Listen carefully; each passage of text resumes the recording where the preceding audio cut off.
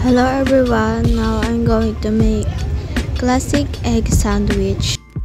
Here's the ingredients: egg, pamintang durog, bread, and mayonnaise. First is ilagay natin yung itlog sa kaserola na may laman na mainit na tubig. And takpan na natin. After 10 minutes, pwede na siyang ihangaw. Nilagay ko lang yung itlog sa bowl na may malamig na tubig.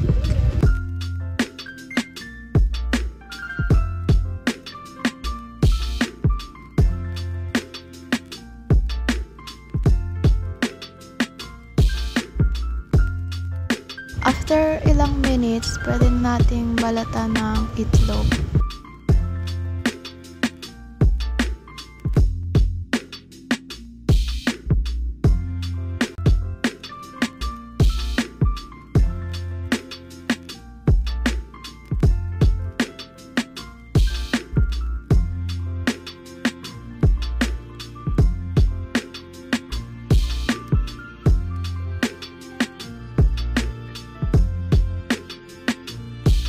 Pag nabalatan na lahat ng itlog, lagay lang ito sa isang malakipang bowl, then doon na natin dudurugin. Smash that egg hanggang sa madurog na silang lahat.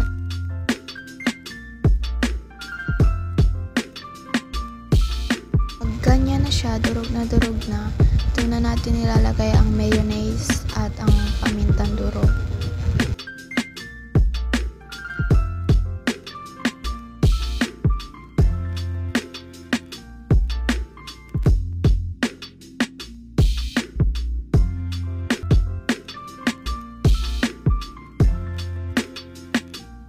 Pinch of pepper lang.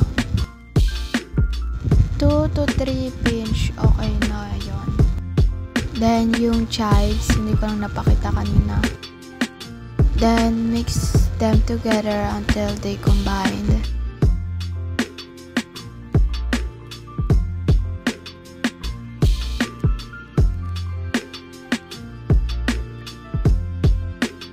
Mix lang. Then, pag ganyan ang consistency niya, okay na yan. I forgot to cut the edge of bread, so okay na yan. So, dyan na part, ilalagay ko na yung filling sa bread. Then, in-spread ko lang yung filling sa buong bread.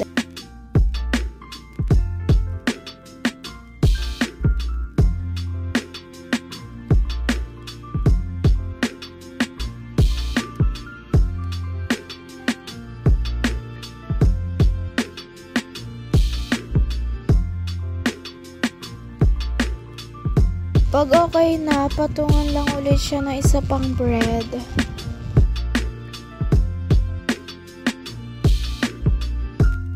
Same process lang hanggang sa maubos yung filling.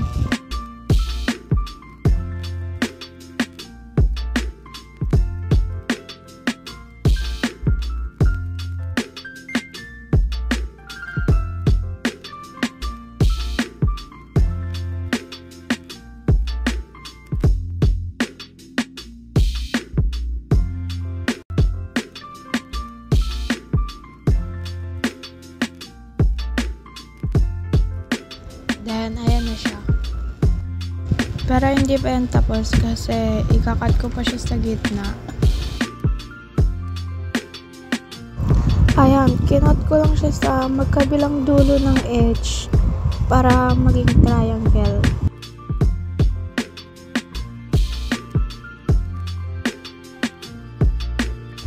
And tada! Tapos na siya.